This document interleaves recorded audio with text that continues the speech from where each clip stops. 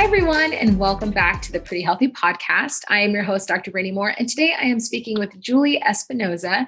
She is a licensed professional counselor and coach. She's also the co-founder of Psychotherapy Innovations, which is a group practice that has 8 clinicians in it, and their mission is to provide an holistic approach to counseling. She's been in practice for over 18 years and specializes in a whole host of different, I would say, areas of therapy. So relationship and sexual issues, impulsivity, mood disorders, trauma, and grief. So she's really passionate about ending the stigma when it comes to therapy, and she wants to make it accessible to everyone. So I'm really excited to have you today, Julie. Thank you so much for joining me.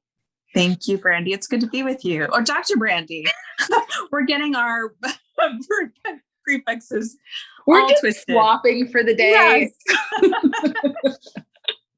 So I really wanted to talk with you a little bit about what led you to taking a more holistic approach when it comes to therapy. Yeah. So I originally began my work working at a community mental health agency, working with severely mentally ill. And so it's very protocol driven, a lot of the different types of treatments that we were providing. But one of the things that you can find when you're working with the severely mentally ill population is there are a number of different areas which are problematic in their lives, environmental issues, health related issues. And so kind of taking into account not just the diagnosis or the medical model necessarily, and looking at the entire picture has been something that's really dear to my heart, and, trying to destigmatize mental illness. And so with working with this population, and then kind of expanding out from there, just seeing how approaching the entire person as a whole, believing that we all have the ability to heal ourselves to some degree. And of course, there's certain things that we can't do that with, but there is a lot, if you believe in the holistic approach, you can do a lot of work by just unlocking the natural resources that a person already has in their possession.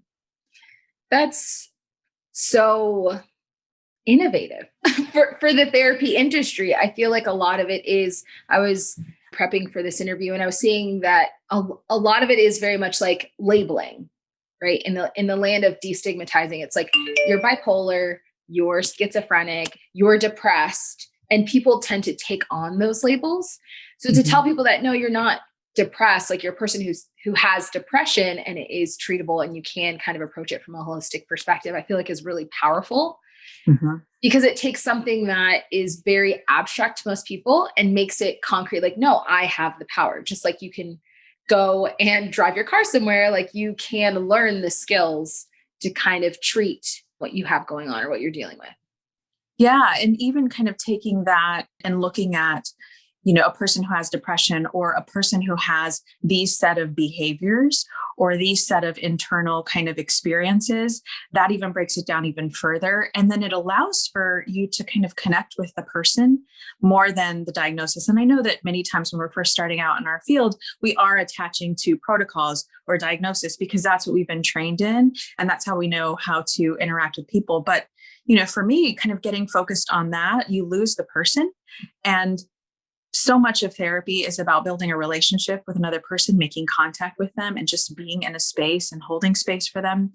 So I found that, I was a much better clinician when I let a lot of that go and just focused on, okay, what are the behaviors that are contributing to your life that are causing you challenges? And then we can kind of figure out the diagnosis and the protocol later, but let's just start with kind of just what are some struggles that you're having behaviorally, internally, et cetera. And it made me feel more relaxed in the process, and it made the clients feel more relaxed. And then also you remove kind of this expert sitting on the mountaintop that knows sort of how to treat this person. And we're just 2 people in a room trying to figure this out together. And I found that that was a much more effective approach for me. That's my style. And I just kind of carried it with me throughout my career, and then trying to find other people that are in practice that want to build a community that can kind of approach therapy from that same place. was really important to myself and my business partner, because it can get lonely out here in the world of private practice. And so having a group that we all kind of had the same values, same visions around mental health was kind of how we set this whole thing up. Yeah, that's awesome. So we've kind of talked about obviously the holistic approach, what that would potentially look like. You talk a lot about on your page about the nervous system and kind of regulating the nervous system and the stress response and being able to control it and learn about it and then shift states. So what would you say, how would someone know if they have nervous system dysfunction to begin with? Like, what does that look like? They have a heartbeat. So everyone? Everyone. Yeah. I mean, so here's the thing. So one of the things that people have to see is that you can have all the skills in the world and you become dysregulated emotionally. Your nervous system is dysregulated, which is sort of the same thing. So the nervous system gets dysregulated and there are various emotions that we can have that are born out of that place. So when we become dysregulated, all the tools go out the window. And, I think it's really important to understand what our body does when we become impacted by external cues. And sometimes it's conscious and sometimes it isn't. And so being able to pay attention to when I feel happy, what's happening in my body? When I feel scared, what's happening in my body? When I feel angry, what's happening in my body? And then, the body isn't just the physical body, it's also what's happening in the mind. So, these are the thoughts that go with this body sensation. These are the emotions that go with this body sensation. These are the urges. These are the reactions that I have with these body sensations. And so when you can kind of start to understand how you experience the world and how you experience your emotions and what your body does, then you can move into a state that allows for you to access the skills that I teach you or the natural skills that you already possess to be able to manage that situation more effectively. So anytime you feel something other than kind of calm, connected, peaceful, your nervous system is likely dysregulated. Okay. So would you say there's a difference between, because I feel like in life throughout a day, you're kind of shifting different patterns anyways. So is dysregulation just meaning kind of switching from one to the other, or would it be more of like getting stuck in a pattern of, say, like sadness or grief or depression and not being able to shift to another? It's getting stuck, but it's also when you activate your stress response. So nervous system dysregulation is when you're activating your stress response. And a lot of times people don't have a sense of, anything other than I feel good or I don't feel good. That's kind of the only kind of check sheet they have in their mind. But when you think about nervous system dysregulation, you're thinking about fight, flight, freeze, faint, fawn. So fight response, many people know the fight, freeze, flight response. Fainting can happen too when our nervous system gets dysregulated. And then the final one is fawn. It's a newer kind of researched type of nervous system response style. And fawn is essentially when you are moving into people-pleasing behaviors. So it's also considered like a tend and befriend kind of thing, where many times when people are attempting to please others or soothe others, rather than pay attention to what's happening internally, that is their anxiety in action. It's societally acceptable, so it often doesn't look like anxiety. But if you are a people pleaser, you are likely someone who also struggles with anxiety. And fawn is in that sympathetic nervous system response style. So when your nervous system gets dysregulated, you're in that fight, flight, freeze, faint, fawn state. So nervous system dysregulation just means switching into that stress state. And then when you're in that stress state, you can stay stuck in that state. And so then we have to teach tools how to get out of that. But some people can actually find their way out on their own, but don't necessarily realize that they were in it. And so what we're trying to do is create awareness so that you can duplicate it.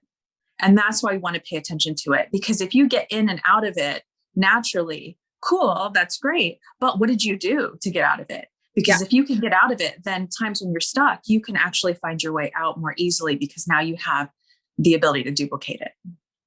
That makes sense. So you're just teaching someone to recognize their own patterns, basically. And then if they're not able to recognize how they shifted.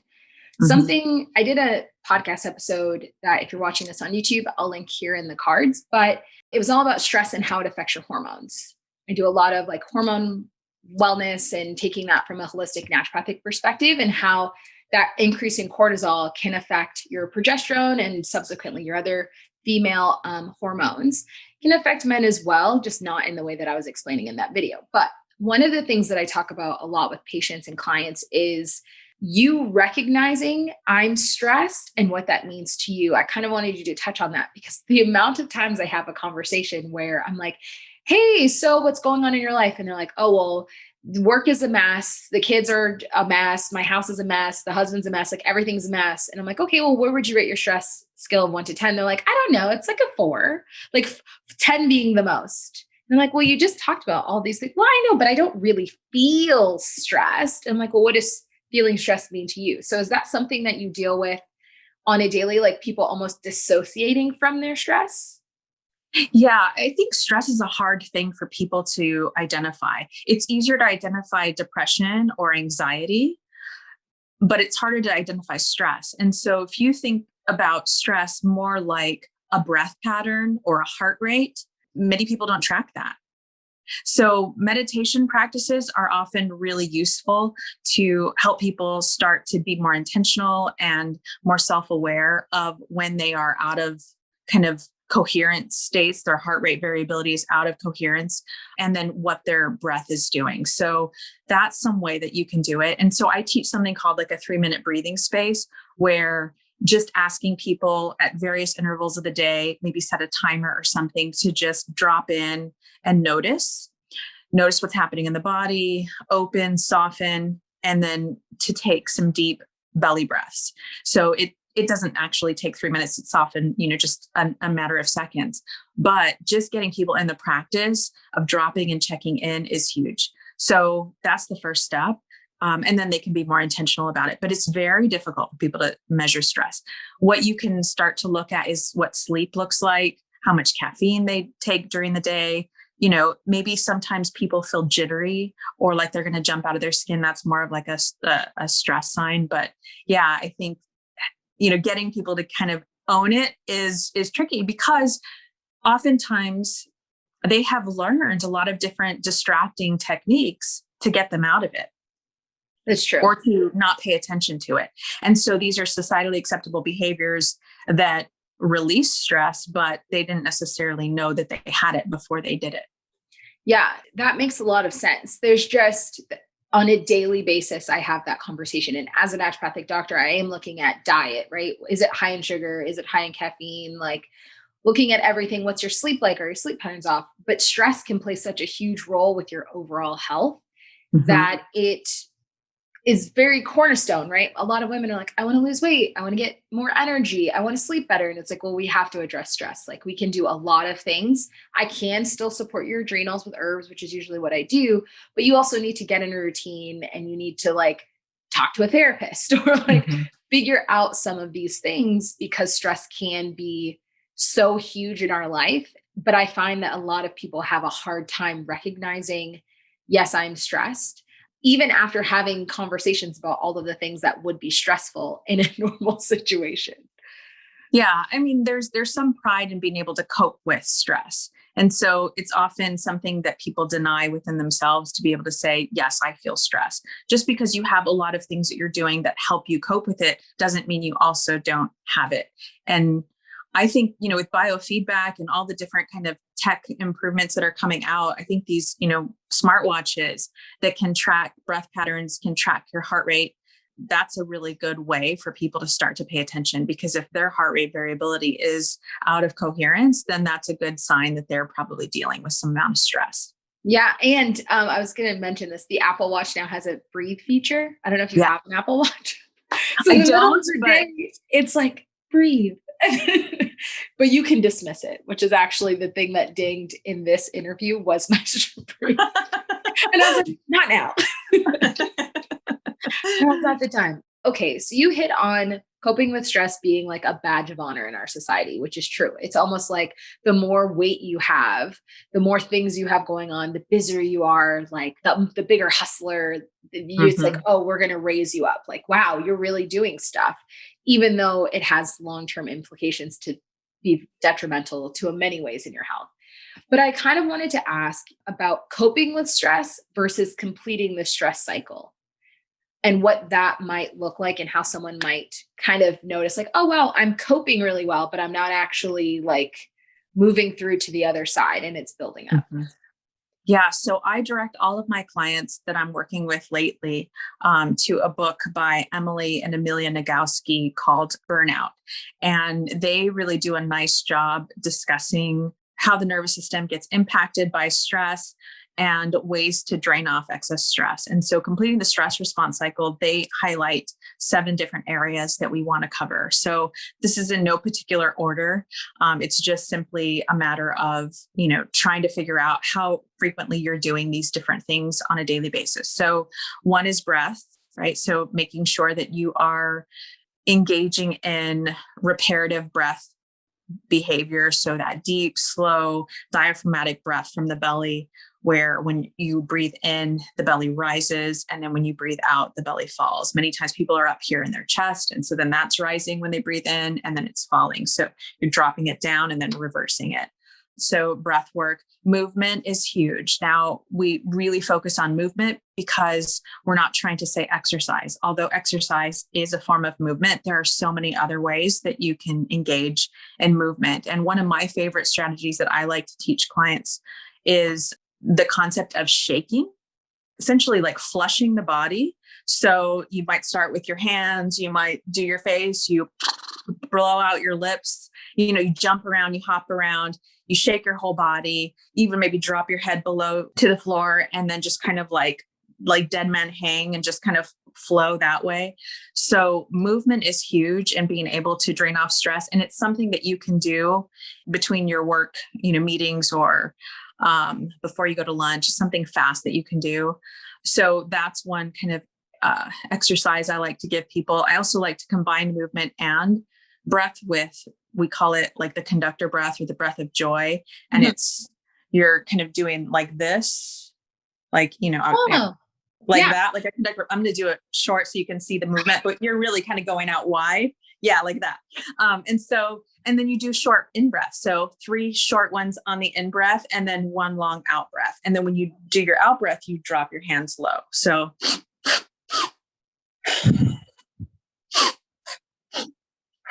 and you can do it wider. You can do it like this to the side and then up and then drop below. Sitting down is usually best if you're getting dizzy, but about 10 breaths or so until you can kind of, essentially you feel energized, but you also feel a release. So movement can be that. It can be stretching. It could be sitting in a rocking chair. It can be going for a swim. Any type of movement that allows for you to kind of get that flush is really helpful. So breath, movement, tears, crying. We release biochemicals when we cry. Emotional tears are very important to release. So sometimes you may not be able to access any sort of emotion that's sitting on your nervous system. And so you might want to like put on, This Is Us, or go to the card store and go through some of the sappy cards and read those, or read a piece of poetry that really kind of captures your heart center, or a song that you can listen to that will really get you into a space of emotion. But releasing tears, emotional tears, is another way to drain off excess stress and complete the stress response cycle. And then you also have belly laughs. My favorite thing to do these days, I've got a beautiful algorithm going on TikTok, and I just crack up laughing at cat videos or, just silly things that people put out there. I can't believe the app is free. There's so much creativity and talent out there in this world, but I can get on there and just crack up and literally have belly laughs. So belly laughs are huge in being able to kind of drain off that excess stress. We have touch. Touch sometimes is hard to come by, especially, you're going through this pandemic. There was very, infrequently times where people are able to even get a hug, but that 20-second hug, releases the oxytocin. It's a bonding hormone. And so touch is fantastic for completing the stress response cycle. The other thing that you can do is pet an animal. You can take a hot or cold shower. Those are really helpful ways to kind of connect with touch. And then dry brushing in the shower. That's a really wonderful way that you can access touch when you are in a solo situation. But yeah, I mean, we're social beings. We need that kind of contact. And then with that, the tack on is positive social support. So positive social support is another element of completing the stress cycle, getting in community, interacting with people, either through a screen or in person. And, sometimes if you don't necessarily have a community, getting out in the community and doing acts of service, positive acts of service, random acts of kindness, that can be also another way that you can have that sense of community and feeling connected. And then the final one, again, not like the last, it's no particular order, is creativity. Mm-hmm. So finding ways to be creative is another way to complete that stress response cycle. So coping with stress is just kind of like maybe not even recognizing that you're having stress and you're just kind of ignoring that it's a problem, versus completing the stress cycle is like doing things to actively help release the excess cortisol and switch you from that sympathetic to parasympathetic. Yeah, because essentially it's about intentionality. And so one of the things that, I'm a big proponent of mindfulness, and mindfulness isn't necessarily meditation, although meditation does access a lot of qualities of mindfulness. But mindfulness as a definition is paying attention to the present moment in a particular way on purpose, non-judgmentally, and one mindfully. Yeah. So that means that you're fully here, right? And so if you are going off and doing these things, you're hanging out with friends, you're laughing and watching TikTok, you are, crying, but there's no intentionality to it, you're not present with it, it doesn't really impact you the same way as it will if you are aware of it and fully inhabiting yourself as you're experiencing that. And so if you have a list of things that you can do every day and you say, oh yeah, I've done them all. Okay, well, how many of those did you intentionally do? Were you present when you did those things? Because if you were, then you're likely able to drain off that excess stress. But if you weren't, then it's more just distraction and you're habitually kind of engaging in behaviors. It's not really doing the same thing. I get what you're saying. Never thought of it that way. Even like during the pandemic, TikTok is my jam. And I still have a very relaxing process on there. Like you're saying, it's a lot of laughs. There's some tears, there's some cute stuff, there's some puppies and babies. But if you're not doing it intentionally, then it's just like habit. It's mindless scrolling versus being really mindful. So that is a really good reminder for people to kind of check in when they are doing those things on social media. So I'd always tell my husband, like, oh no, this is me relaxing. Like I'm taking time, but it was really my time to like distract myself, to not think about anything, whether good or bad or intentional. It was just like, let me just shut it off. And even if you started that way and you finish and you say, oh, I wasn't intentional. Okay. What's the funniest thing that I just saw? Yeah. What's the thing that kind of most lit me up and made me feel most emotional? And then maybe just reflect on that either in your mind or written down. That's another way to bring intentionality to it so that you can kind of really feel as though you were there. Yeah. That makes a lot of sense. I'm definitely going to link that book in the show notes so that people can easily get it on Amazon. You talked about shaking. So I can't remember what I was watching, but someone was talking about the ways that animals deal with stress, and that when they are like running from a bear or whatever, they'll go and then they just start like convulsing and they'll like shake off the stress response. And then they'll go from that and they'll complete the cycle and then kind of like move on about their day. And that we're one of the only animals that doesn't have that like built-in instinct. We instead have this stressful response and we kind of hold it in really quick. And then like, okay, I'm just going to forget that ever happened. It's like us and rabbits. I think rabbits have to go back to their home, then shake off their stress response. Whereas all the other animals, the minute after it happens, they're like, get this off of me. All right, I'm good now. And they walk away. Yeah, that full body flush really does something to our organs, to our connective tissue, to our mind state. Even when I'm excited about something, I'm aware that I'm like, I'm up here. Kind of, you're still shaking when you're excited. And excitement and anxiety looks the same in the body. It's the interpretation of the event that Yeah. is what creates the emotion. So, when we're excited, we often do that. And so think about that. Like, how helpful would it be if we're anxious, if we just do this? This is why a lot of times people pace too, when they're giving presentations, they stand up and they walk back and forth. They're releasing some of that. Yeah. Or, you're just trying to feel more embodied. It's a way to kind of move around, but absolutely shaking is one of my favorite ways to kind of get into my body and then get things out of my body. Yeah, no, I'm going to have to try that. In my mind, I was just picturing like fighting with your husband and then being like, oh, I'm so mad at you. Just like, all of a sudden you just start convulsing all of the like stress off. But it would be helpful because a lot of times, I mean, one thing that people register with anger is like you get so angry, you can feel the emotions building up. You can like feel that you're starting to shake, but it's not intentional. And you're not like, then what do you do with all of that emotion? You just built up this level of anger and then you're just like, suppress it. Absolutely. Or, the way that we can kind of release it is we run. So this is why people like they leave the house or I'm done and they go to another room. Just even that walking is a little bit of that discharge, but it's not necessarily helping them kind of get back into a space where they can reconnect to themselves and to their partner. But I think that's another reason why we don't do it. So, think about human beings, we're incredibly vigilant about how other people perceive us. And so the idea that someone would think that we would look weird when we're shaking, we're not going to do it. Right. And then yet even the things that are helpful, we don't want to do. Like I have couples that I work with and I might give them a phrase to say or something. And they say, I could never say that. I would never say that. Well, right. And that's why you're in this spot because you didn't say it that way or you didn't use that voice tone or whatnot. And we do the same thing with, situations like that. Like, I know this is helpful for me, but I'm not going to do it. Yeah. But it's so true. I saw on one of your Instagram posts, you put, learning how to regulate your nervous system is the foundation upon which all other skills must be built. And it resonated so much, but it also brought up the question of a lot of our awareness and how we move through this world is formed at such a young age, right? It's formed a lot of it in childhood. Some of these stress responses that we have, we don't even know where they came from. It's like, I stub my toe and I do this. And really it was either modeled to you or taught to you.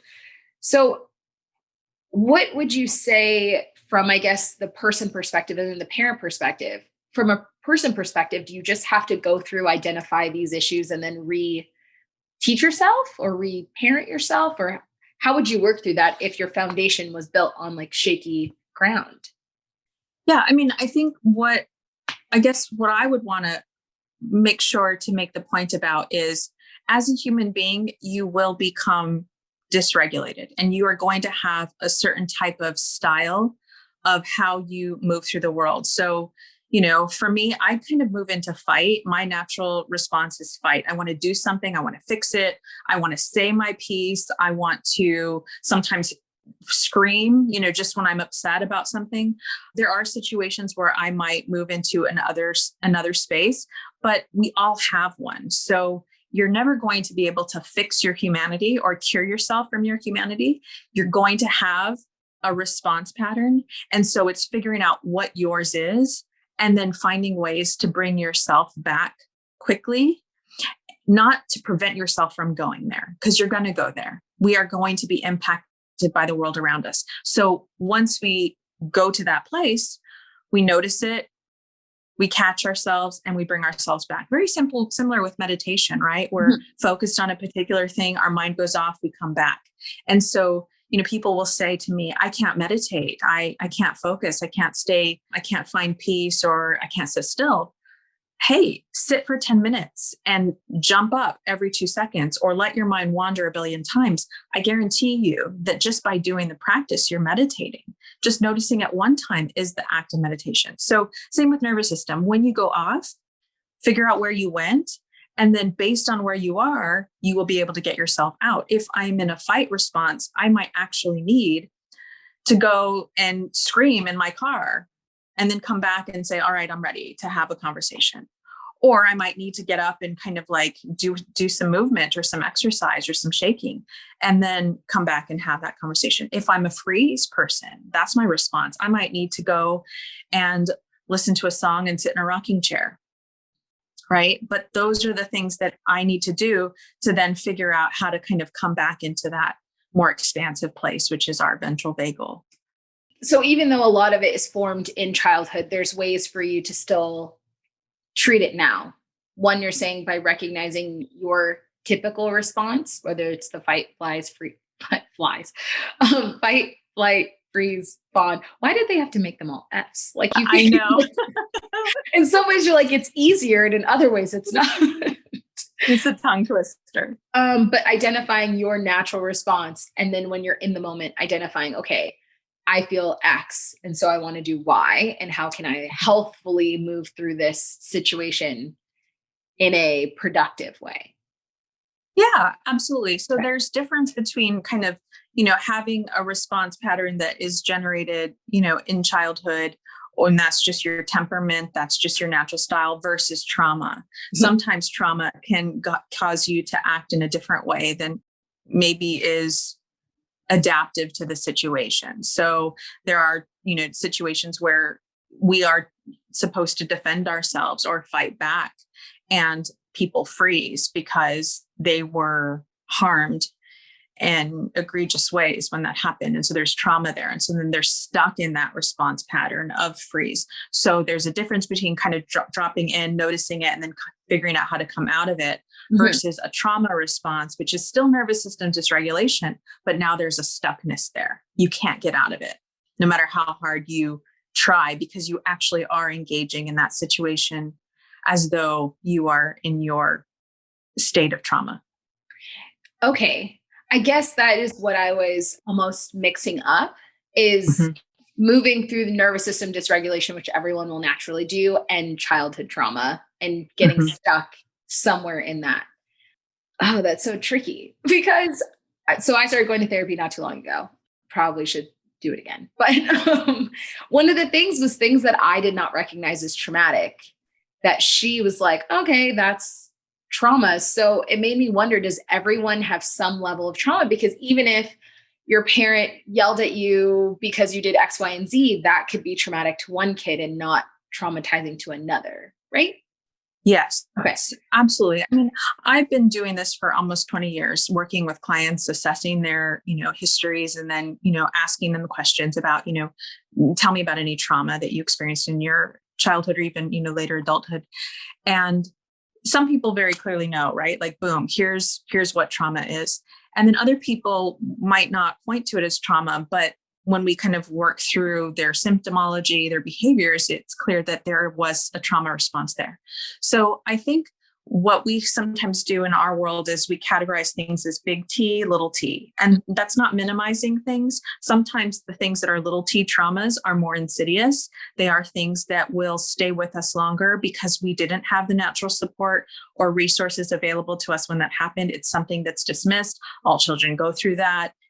Boys will be boys, girls will be girls, whatever.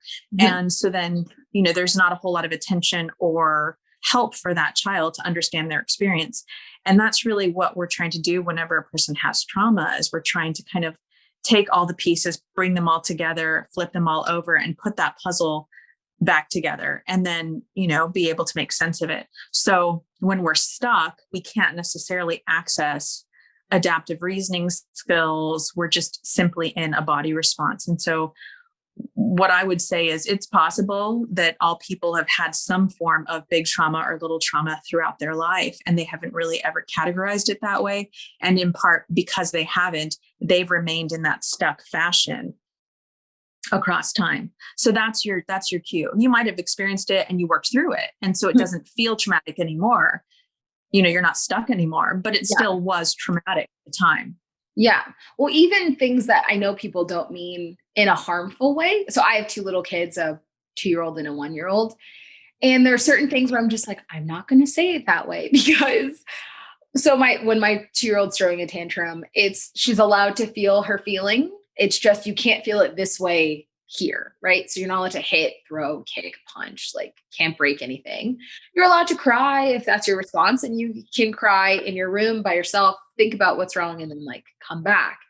But it was one of those things that even most kids, it was like stop crying. Like, why are you crying? It's, I feel like as kids, you're not allowed to be fully in your skin the way if you watch like a really little kid, like a 2, 3-year-old, they are fully in themselves 24/7, whether that be how much they like you or how much they don't like you. They're not people pleasing. It's like that behavior is then learned. So I think I was thinking of it that way when it comes to learning those patterns and then using them and saying, all right, well, I was told when I was 2, like crying is unacceptable, right? So now if I were to have a natural stress response in a situation where I'm not necessarily triggered, that tool isn't as available to me as to someone else. Right. Absolutely. Yeah, because it's inconvenient for a lot of parents for their children to go through their natural stress response cycle that they might know how to do.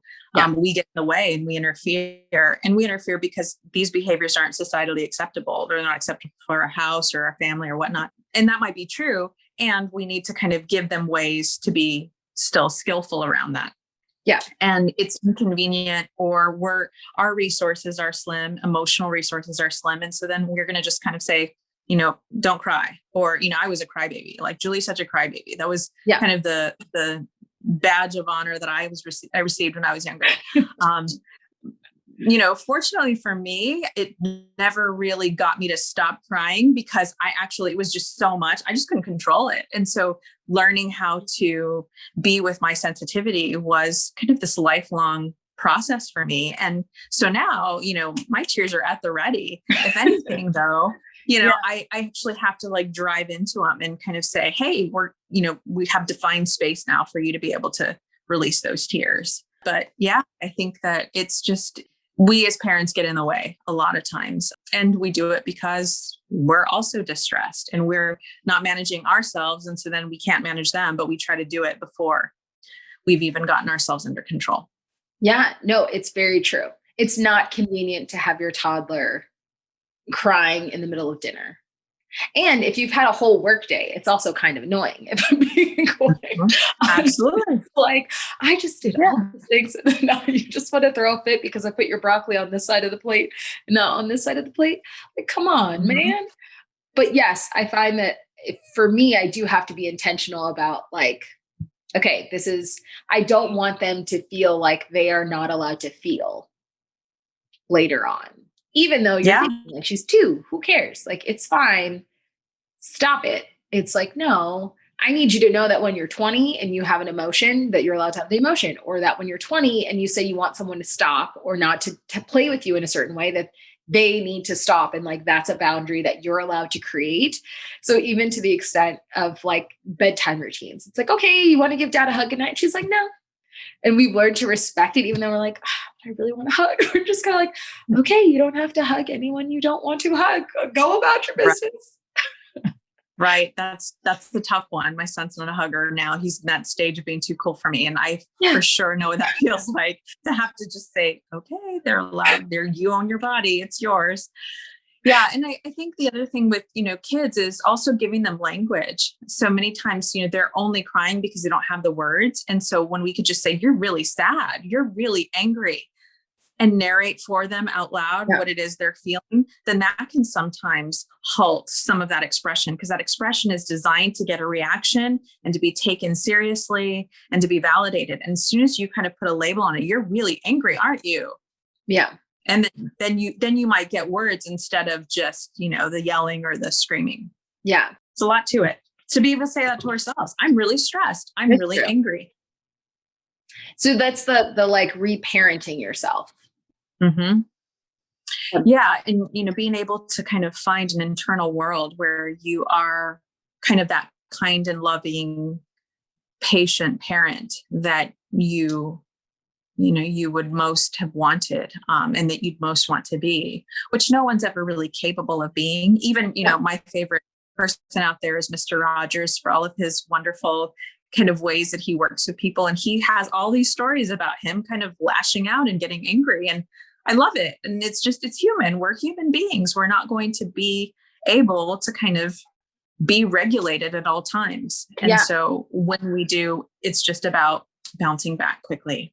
By Mr. Rogers, do you mean Mr. Rogers' Neighborhood, like the old? Yes, Mr. Rogers' Neighborhood. Have you, because you said you have a son, I don't know how old he is, but has he ever watched Daniel Tiger? Because that is, have you seen it? No, I haven't. I Oh, haven't. He hasn't. He's 11, but oh, so I he's know a big about fan. Daniel Tiger. You, Yes. you know about it? Yes. He does so good. There was one episode that was on, and she watches them, but it was like, you're allowed to feel angry. Or like, if you want to roar, just take a deep breath and like count to 4 and then like recognize how you feel. And there's a whole little song. And there was one where they were talking about anger, and it was like, you're allowed to be angry, but you're not okay to hurt someone. I, at the age of 33, was like, wow, he's so right. No one told me that as a kid. Yes. That was like the full thought that I had. I was like, that was really good, because even when she Mhm. gets angry, she'll like sing the little song, and it's really great for her to have that and to see that in a cartoon versus a lot of cartoons are, they're not necessarily educational and either socially or otherwise Kid-friendly like, language. Yeah. entertaining. But that's Mhm. really funny. Okay. Wow. I'm trying to think if there's anything else. We covered so much. While you're looking, I want to share an anecdote that I often give my clients with anger. It's about that kind of thing about, not hurting people. There's a Buddhist individual who puts out a lot of content, and one of their anecdotes is that when you are angry, you are essentially attempting to serve up potatoes raw to the other person. And so the other person can't eat potatoes that are raw. And so what you want to do is cook your potatoes. So you cook your anger. And if you cook your anger, then you can soften it. And when you soften your potatoes, then it's more palatable for the other person. And so that's kind of the way that you want to think about anger is you've got to cook your anger. And then once your anger is cooked, then you can get the soft kind of nutritious part of that like out Yeah. and make it favorable for them to hear and witness. So it's often hurt. It's often sadness. It's often helplessness when we feel angry. Yeah. Sometimes it's pure anger, but for the most part, those are the emotions that are really underneath it. So we really want to cook it. I've never heard of that, but basically you're serving your emotions up raw. And so people can't, Mhm. which is true, because when you're angry, you're not effectively communicating. Most of the time you're just yelling or projecting, and a lot of people will shut down at that point. So that makes a lot of sense. Very cool. I feel like we've covered everything. Is there anything else you wanted to like leave us with? I feel like that analogy was really good. Yeah, I mean, I think that's it. Just not serving your emotions up raw, right? Because that's kind of the theme of this whole talk is that when we are dysregulated, that is when we are at our rawest. And so we're going to go into that pattern that isn't helpful. If we're in the fight pattern, we're going to serve up our anger raw and it's going to come out negatively. If we're in that freeze pattern and we try to serve it up raw, then we're just going to be stonewalling or silent and not kind of being expressive to our partner or the situation at hand. And so any of those different ways, we don't want to stay there. We want to kind of cook it and figure out a way to address the situation and the needs externally and then internally. Yeah. Awesome. How can someone find a therapist like you? I guess first, you're located in Arizona, right? Or did I I'm miss? in Phoenix, Arizona. Yes. Okay. Currently, I'm still telehealth. Okay. So I do work with people out of state, but I work with clients out of state in a coaching capacity. So that's available. And then, if a person's is interested in working with a therapist or finding a therapist, I often direct them to Psychology Today because then you can filter in and out all of your needs, your location, your zip code. It works every part of the country. And there are even like life coaches on there, as I believe. It's not just exclusive to therapists or psychologists or psychiatrists. So that's a really good kind of search engine for finding a therapist. My practice is in Central Phoenix. It's Psychotherapy Innovations. And I'm on Instagram at Therapy with Julie. Yeah, you have to check out her Instagram if you haven't done it already. I'll be sure to link it below, but also if you happen to see this on Instagram or TikTok, it'll be under there too. Well, thank you so much for speaking with me. This has been so good. Such great conversations. I feel like I would love to have another conversation with you about sex and like sex therapy and sexual dysfunction if you're open to that. Absolutely. Yeah. I mean, it's such an important area for me in working with clients. It's born out of my relationship work. with individuals and couples. So people can work on sexual therapy related issues, even if they aren't in a partnership. And sometimes people don't know that, but yeah. Well, so and I'd be happy to.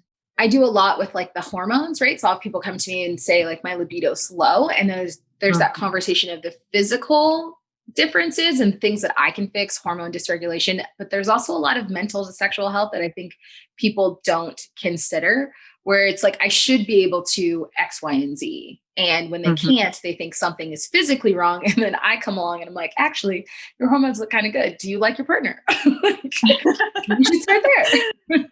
Yeah, exactly. So that conversation could be a really cool one. Thank you again for joining me, Julie. To get in contact with her, all of her information will be linked down below. If you're watching this on YouTube, I'd really appreciate a like, a comment, a subscribe. If you're watching on Apple Podcasts, a rate and review would be great.